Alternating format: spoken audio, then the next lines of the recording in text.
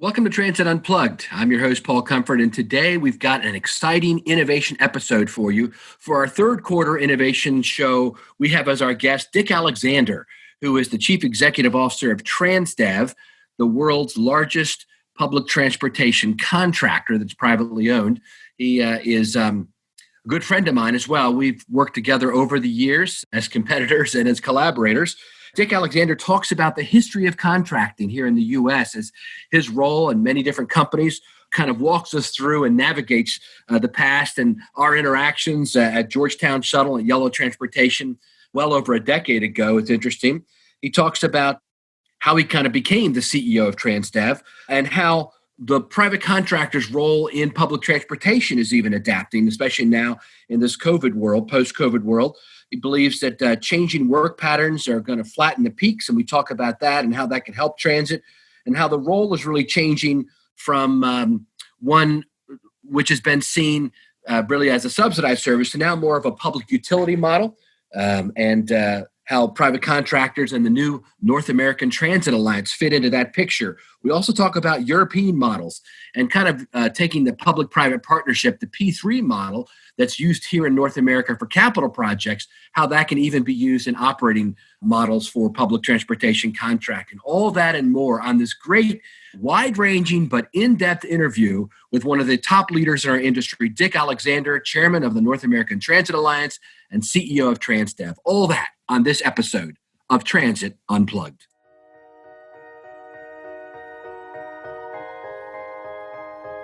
What does it mean to be a successful public transit agency? What are you doing to lead the way? It's time to learn from the top transit professionals in North America. This is Transit Unplugged with your host, Paul Comfort. Welcome to Transit Unplugged, where we bring you the inside story and what's happening around the transit industry with top newsmaker interviews. And today we're excited to be with Dick Alexander, who is Chief Executive Officer of TransDev. Dick, thanks so much for being with us. Glad to be here. Yeah. Dick and I go way back, well over a decade, when we both met early on in this industry. And I met you, Dick, when I was at Yellow Transportation. Yeah, Yellow Transportation. And actually, I don't know if it was before or after that, we were fierce competitors. I think you were maybe with Laidlaw at the time or Dave Systems. I can't even remember. But that's right. I was with Laidlaw. And so who were you with at that time? I was with ATE at that time. Oh, yeah. I loved ATE. That was a great company, man. It's a wonderful company. Phil Ringo in that crowd. It was. It was kind of the star of the industry. That's right. You were. Yeah. So why don't we start off there? I mean, everybody knows TransDev still, aren't you guys still probably the biggest transportation company in the world? We are, depending on how you measure it, because there's a lot of kind of semi-private companies that are quote private, but they're state-owned. But as privately owned companies, yes, we are. I thought so. Yeah. So you go from CEO of this part of the largest company in the world, but tell us how you started, like where you're from. And I mean, just about everybody in the business knows you. I think you have one of the most recognizable faces and names in the industry. You've been around a long time, and you're one of the really good guys that really care, that are nice and friendly. And having been a lot of time in business development, you've had interaction with tons of people across the industry. But tell us how you got started and where you ended up, how you ended up where you're at today. Sure. So I started off in planning school, really, University of Cincinnati. And urban planning and design. It was a design school, so it was as much urban design as it was planning. But it was a co-op program and a 5-year program, and you every other quarter would go work. Got a job with Queen City Metro, it was called at that time in Cincinnati. Oh, yeah. And started off kind of being a planner with Queen City Metro on my work quarters.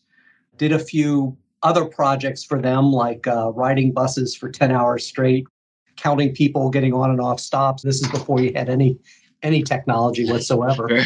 Create the big brown sheets. Those are old enough to remember brown sheets and the cutting and pasting of this stuff. But really kind of got the transit bug from that. And at that time, the system was managed by ATE. Did not join ATE right away, but after I graduated, went to Nashville, worked for Harville Williams down there, and started in the planning department, moved into the scheduling department. I just always had a fascination for scheduling and did that for a number of years, and then joined ATE in Indianapolis as part of the management team in Indianapolis. Worked there for a while, heading up the scheduling department, paratransit department. Left the company to go do a startup, company called Door to Door Transportation, which was running. It was really kind of the predecessor to Uber Lyft. It was shared ride. If you think of it as Uber Pools with vans, Okay. shared ride, on-demand services, and we had kind of two pieces of business. One was to airports. We did airport transportation in Cincinnati, and we also did city to city. So you could get picked up at your door in Cincinnati, dropped off the door where you're going in Cleveland or Columbus or some other place. Grew like crazy for 2 years and then completely collapsed. That was probably my best learning experience. I learned all about things like cash flow and the cost of growth, and it was a hell of a lot of fun. Ended in a weird way, kind of a hostile takeover of the company. Oh, wow. And so left there and actually rejoined ATE after that, and was working with two other people within ATE, starting this new concept called transit contracting.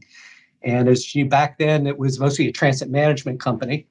And they had 50, 60 transit management contracts. And later, we started that business. I remember the day that the transit contracting revenue surpassed the transit management revenue. It was kind of revolutionary in that company. It was just like a whole change that saw the direction. Worked for ATE for years. ATE went through many, many variations. It got sold to Ryder, so it was Ryder ATE for a while. Then later got sold to First Transit. First Group was with First Group for the first 6 months of that transition. Left the group at that point and started my own consulting work. I started with just a lot of different small projects. And one of those projects was starting the Georgetown connector service. I was working for the Georgetown bid, and we're selecting a contractor to run some service that connected Georgetown to the metro station. And I chose a company called Yellow Transportation to be the provider of that. I did not know Yellow at the time, but Mark Joseph, who was president of Yellow at the time, thought I showed great judgment picking his company, of course. And started doing a little bit of consulting for Yellow. Yellow at the time got bought by Connex, which was a big French consortium owned by Veolia Environment. So ended up joining that group, became Connex Yellow, and Connex TCT, and then Connex changed to Veolia Transportation. Veolia Transportation then spun off and merged with TransDev to then become TransDev, which is the company today. So been with that group now for 18 years, mostly in business development. We grew the company from, I think when I started, we're at 40 million in revenue annually. When I left the BD group, we're at 1.3, 1.4 billion. So it was a huge ride, just kind of the growth of the company. We bought ATC, which was another major competitor to ATE the day. Terry Vanderay. Terry Vanderay. And this was actually, Terry had actually left, then he came back again, left again. It's been fun. It's just been this huge, huge ride. So, and then of late, gotten in some interesting things. I really started to get into the AV world and doing AV shuttles that, you see these low speed shuttles, but that evolved into something even bigger, which we now started a whole new division called TransDev Alternative Services, TAS, which I became president of. And it's a service for which we have one client, which is Waymo. And we are the operating arm for Google's Waymo operation for autonomous vehicles. So we have over 1,000 employees operating autonomous vehicles, Phoenix, Bay Area, and now doing some with trucks as well. So kind of the brave new world of where this industry might be evolving to, and trying to always look to the future. We had a departure of our CEO back in March. And so I was appointed in the CEO role as an interim CEO.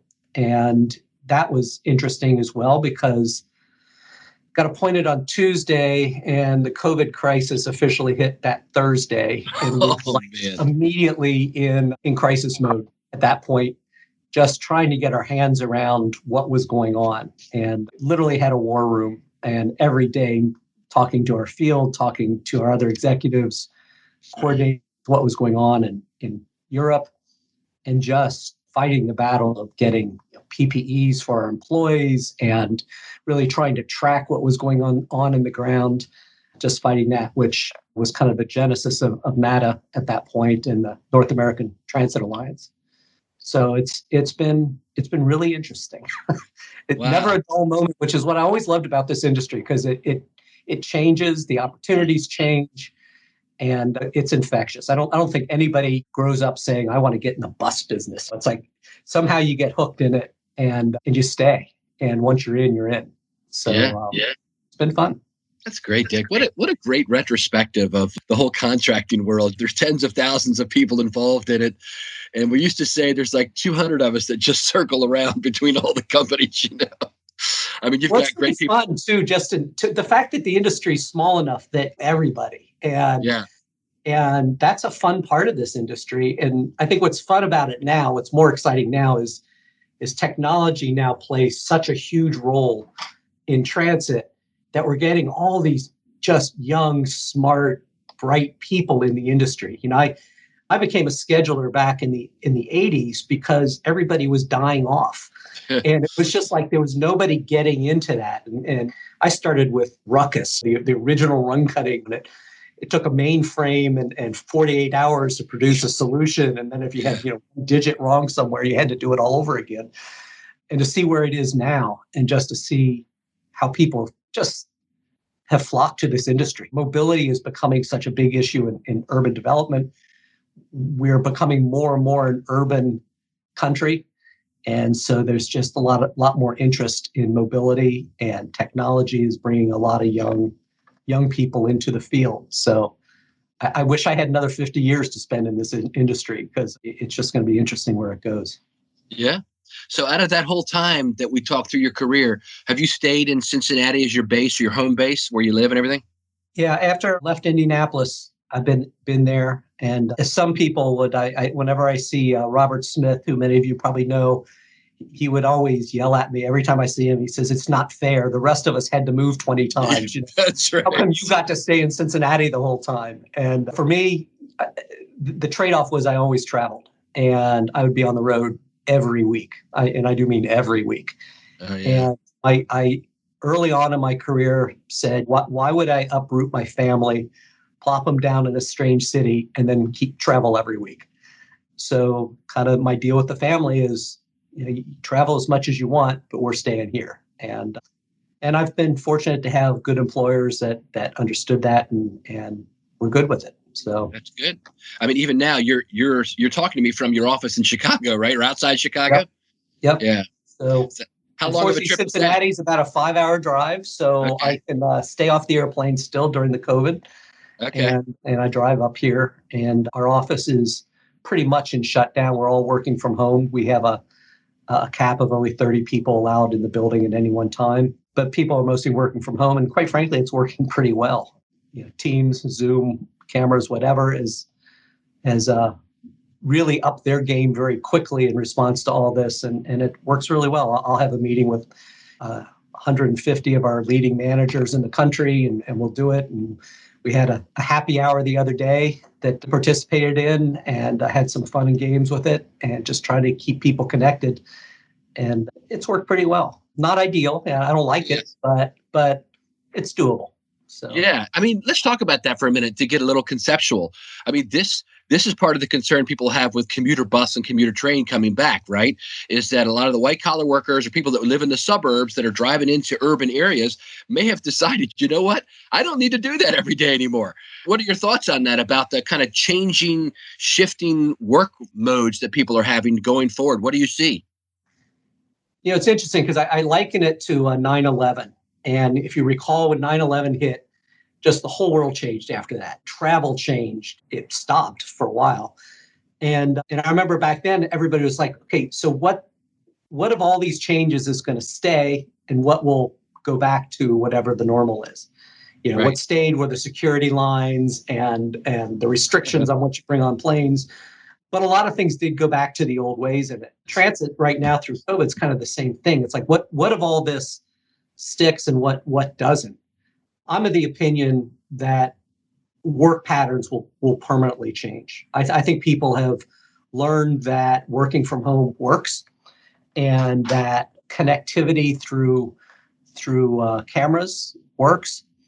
I look at like our business in California, and Google just announced that they're going to continue work from home for the next year.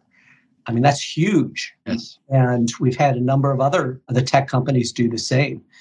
And I think that they have discovered that while they were really into promoting these kind of wall-less offices, and nobody has a desk, you just kind of move around and whatever. Now with social distancing, that's a problem. I used to complain in our office because we have these cubicles with these high walls on it. I never liked the high walls. Well, now, thank God we have high walls on our cubicles, because people can work relatively safely in it. So I think the work patterns will change, and that will change our volumes. I think that has some benefit, because I think it will flatten our peaks, and that's always been the expensive part of transit, is providing that last bus in a peak hour, most unproductive part of the service. So that's good. We used to try to get people to extend flex time and things like that. Well, now flex time just happened in a day. It just happened. Yeah. And I think that pattern will stay.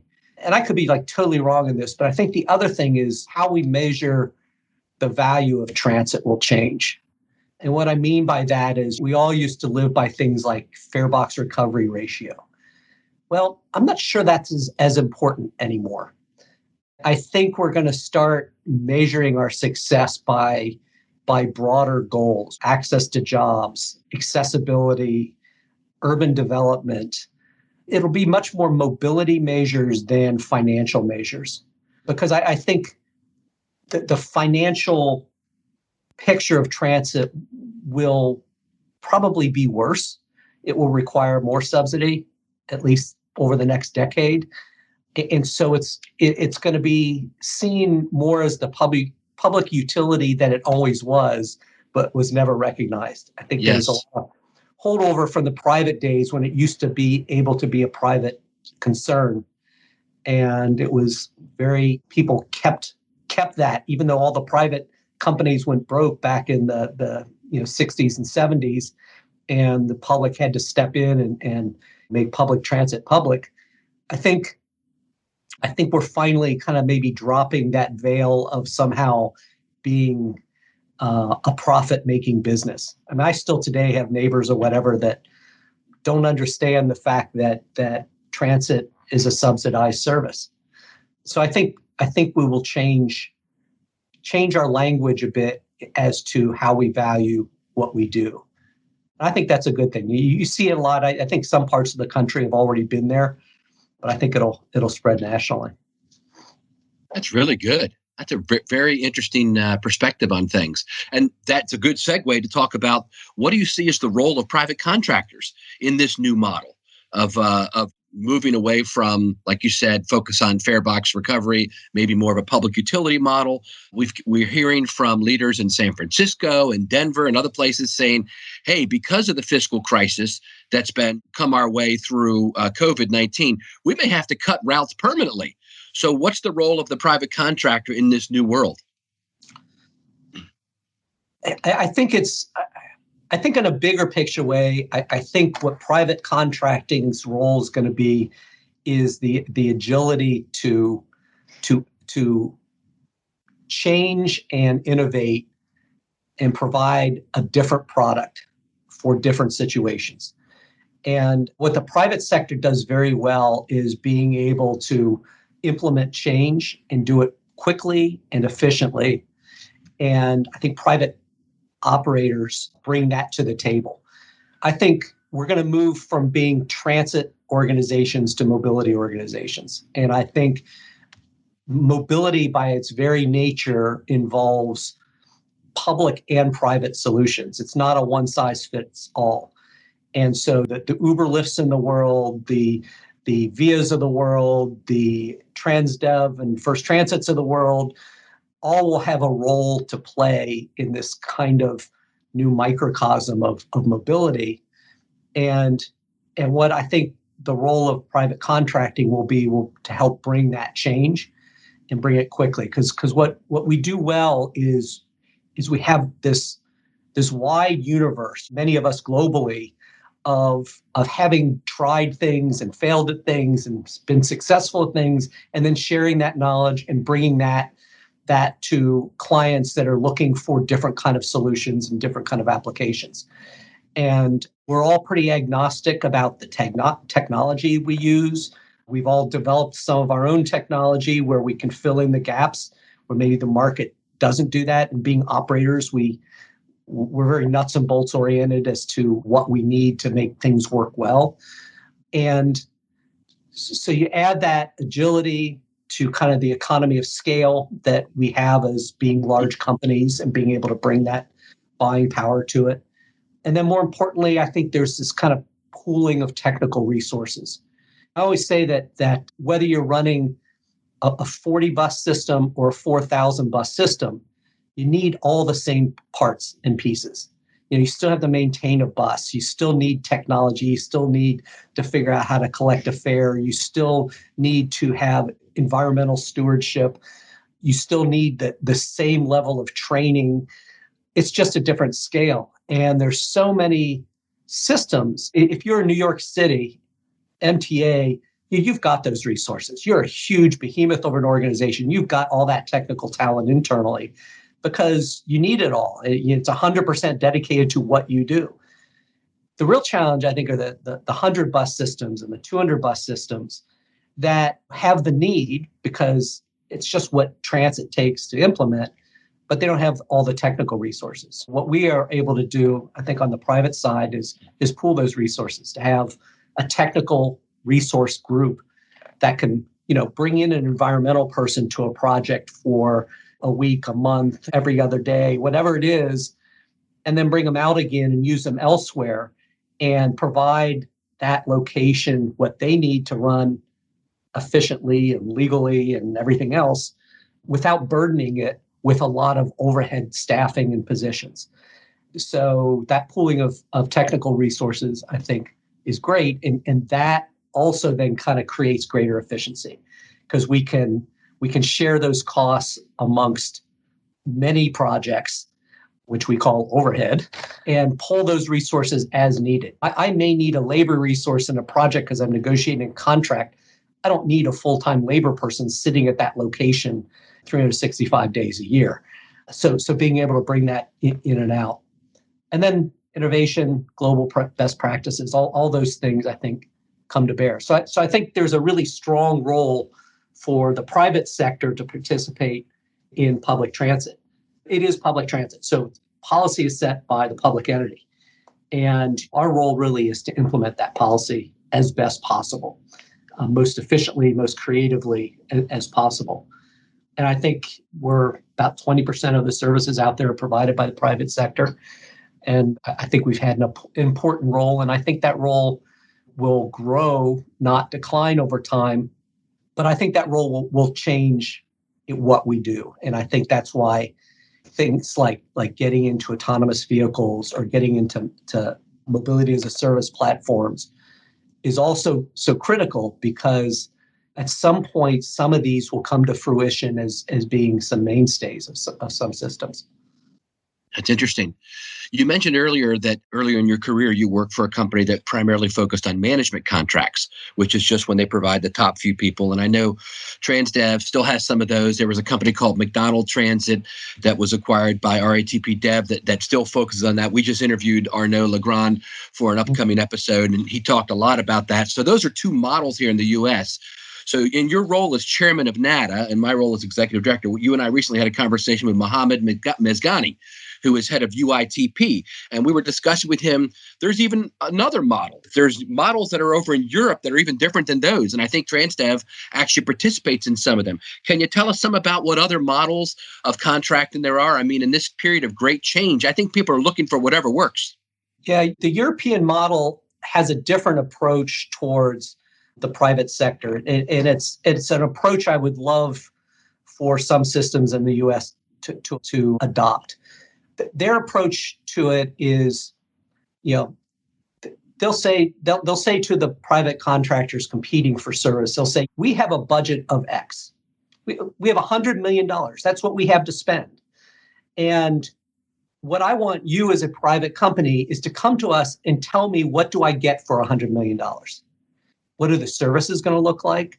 What level of service are you going to operate? What are you going to predict the fare recovery is going to be? And by the way, you're going to take the risk for that fare so that you're motivated to market the service and to operate as efficiently as possible and to find customers. And so it becomes a competition of ideas. In the US, we're still pretty much price focused.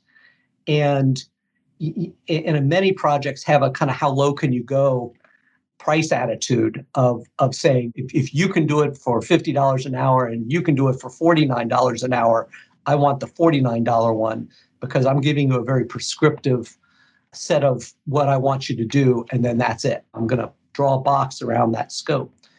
The European model is opposite of that. And so it does become a competition of ideas. What the benefit is to the public entity often is they get this huge amount of free consulting. I mean, if you can imagine a transit authority going out and saying, okay, I want you to look at the route design, the service levels, the fare structure, marketing campaigns, and I'm going to give you 6 months to put a proposal together. This is how much money you have to spend. You tell me what revenues you bring in, and give me your plan. By the way, I'm not paying you for any of that. That's just part of the price of business development of trying to get those contracts. But the reward of it is if you get one of those, they're long-term contracts. They're 10 years, 20-year contracts. Sometimes there's capital investment involved.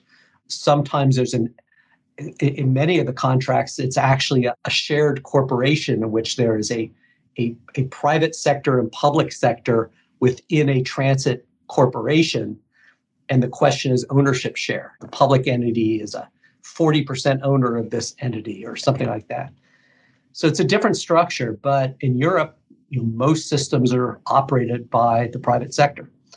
And there's heavy involvement on the policy end and the budget end and stuff with the public sector. But it's much more a collaborative partnership. Yeah. And we have some examples of that here. Nassau County for us is an example of that. You've seen elements of that in even like a Foothill and some of those kind of contracts. But it hasn't caught hold here like it has in Europe. Interesting. It has for years in Europe. Yeah. So it's almost like, in my mind, Dick, tell me if I'm thinking this right. It's like taking the P3, the public-private partnership approach to big capital projects, where it's not prescriptive. So, for instance, when I was at MTA, we put out a bid for the Purple Line in Washington, D.C. And we basically said that here's how much money we have. Here's what we want to have the outcome to be. But you tell us how you're going to get there. And companies literally spent millions of dollars developing their proposals for us and doing all kinds of research. And we took the best elements from all their ideas and came up with the final contract, but still allowed them to, like you said, basically design the how. We told them the what. And so it's taking that approach from the capital side and moving it to the operating side, where now it's not just building a big bricks and mortar project, but it's running a transit system, and not just the paratransit, the fixed route as well. And the approach is really to say to the private sector, if I'm the public entity, to say, this is what I want to achieve. I want access to jobs. I want to be able to serve communities that are underserved. I want to be able to 1, 2, 3. What is it that you're trying to achieve?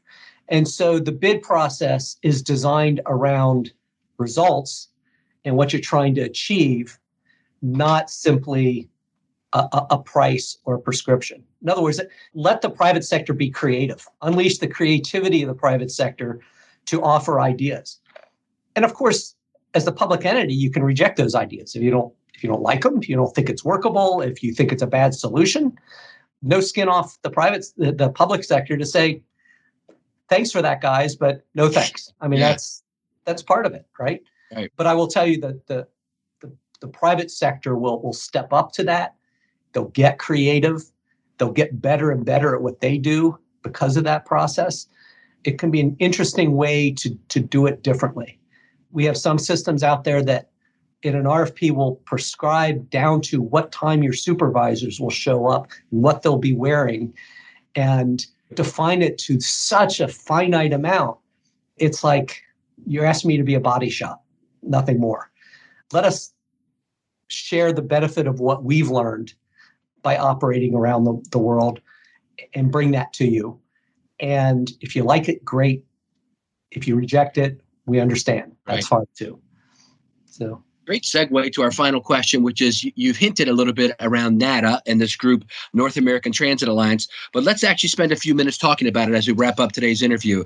So you're chairman of a group, the North American Transit Alliance, which is a new trade association here in North America. Tell us about it, kind of how it got started and what the role is of the group and who's in it. So that Thursday of my first week, when we were all in our COVID crisis, every one of our clients were in crisis, right? I mean, everybody was in crisis. And there was a cutting of services and this recognition that someday we'll be past this and we've got to keep our infrastructure in place and working. And if you're running streetcars, you still have to exercise the vehicles. If you've trained a lot of drivers, you don't want to lose that trained workforce. And so it was important. We were, as a private operator, in the same boat that public operators were in. And there was talk in Washington about the CARES Act and pulling money together to help transit authorities fund the kind of keeping of that infrastructure in place through the crisis. Keep employees employed, keep the place ready for operation, even if it wasn't operating or was very reduced. One of the concerns we had is the way the legislation was written. It was unclear whether it gave public transit authorities the authority to use that money to help the private sector as well. So if you were a system that was either 100% contracted or maybe 50% contracted, you wanted to keep that infrastructure in place as well for your private contractor. And quite frankly, the private sector didn't have the resources just to wholesale, okay, we won't lay anybody off, we'll just eat it. Just wasn't possible. I mean, the magnitude of the problem, and you got to remember the magnitude of the problem was global, not just the US. And so this was happening across the world. So the idea of NATA really kind of started, I think, I don't know how it actually started. I think it was a phone call I had with maybe Brad from First Transit, and then we expanded that with the other contractors to say, we need as an industry, as a private contracting industry, we need to make our voices known, one, to support the CARES Act, because this is critical for our clients, and what's good for our clients is good for us, and two, to make sure that it's flexible enough that it can keep our operations intact as well. And the idea just was, it was an immediate yes from each of the major contractors. So it's the 6 major contractors out there. It's TransDev, it's First Transit, it's MV, it's RATP Dev, it's National Express, and it's Keolis. And so we got together on a phone call and said, look, we need to help this legislation. And so we contacted APTA and said, we're forming this group. We want to work with you to lobby Congress. We hired a lobbyist. We had a lot of in-kind help from the various organizations to set this up. And we were successful in getting FTA interpretive language that said you can use this money to keep your operations going, whether it be private sector or public sector that's operating that. It was successful. We're not out of the woods yet, as we all know. And now we have the HEROES Act out there and some other legislation. And we all said that this is important. We all have an interest that together, even though we are fierce competitors, and we are fierce competitors, we have some commonality in our interests, and we should create NATA as a means of promoting that commonality. And the COVID crisis was a great example of successfully bringing the interests that serve all of us. And so as we got going with it, and we meet like every 2 weeks now, we find a lot of other common ground. And so we all decided this is a good thing. Let's keep it going. And so I'm chair. Brad is vice chair, First Transit. We'll rotate the leadership of this group. And we think that there's a lot that people don't know about private sector involvement in transit that we could help promote and help people understand the value that we can bring to this industry. And so NATA will continue forward even past the COVID crisis, once we get past it, really trying to accentuate and to communicate what those advantages are. Some of the things we talked about earlier. And so NATA is now a permanent organization. Right now, it's made up of just the 6 largest. I think as time evolves, it'll expand its membership. We wanted to keep it small initially because we had to work so quickly through this crisis and being there for the legislation. But the organization will grow and evolve over time. Yeah, it's kind of not dissimilar, I think, from a trucking association or an airline association. In the airline industry, those airlines are fierce competitors, but they all come together in their airline association to work for legislation and promote things that are good for the industry. So that's great. Wow. What a great wide-ranging interview. It's been one of the best I've ever done, Dick. We've really gotten practical, but also a little esoteric to talk about concepts and principles of public transportation. I know to kind of wrap it up, I know there was a fear on some people's part about the future because we are in this unknown era. And what you've kind of laid out for us, I think, a clear direction that public transit is going to remain a viable part of our society, but its role may change, right? So why don't you just wrap it up with talking about your vision of how you see public transportation in general adapting to this new environment going forward? Well, as I said, I think there's going to be a new standard for how you value it. And the value proposition will change. It'll be things like environment and mobility and access to jobs, and it'll be viewed differently. And I think it will be a much more diverse set of delivery systems. I think the days of public transit as an accessible 40-foot bus or a body-on-chassis van, those will still be there, but it will be supplemented with a lot of other mobility delivery systems, and that's fueled by demand. I always say that we're becoming a demand culture now. Public transit used to be, here's a schedule. This is what time the bus is going to be here. If you want to use my service, you be there at that time, right? Right. So it was really, we defined for the consumer what was available. Now the consumer, and quite frankly, it's the smartphone that has allowed that. Now the consumer gets to tell us what I need, when I need it, and how I'm going to use it. And that's a whole change in orientation for our industry.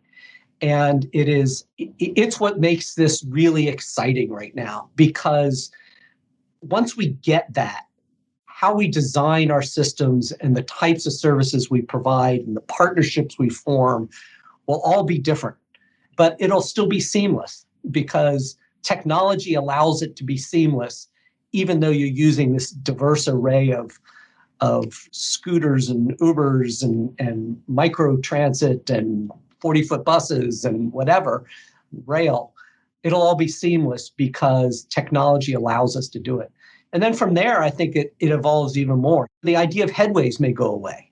If you can measure demand in real time, how you even run that 40-foot bus down the middle of the street may change and may be much more demand-based because you have the ability to know where your customers are, when they are in real time, and then serve that need in real time. So I think it's going to change really dramatically, but I think it's going to be more and more a key part of people's lives, not less and less. It's just going to be different, and different's fun. It's exciting.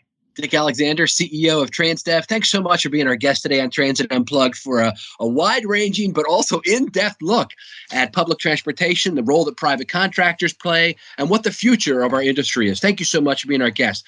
This has been an outstanding interview. I can't wait for people around the world to hear it. Thanks, Paul.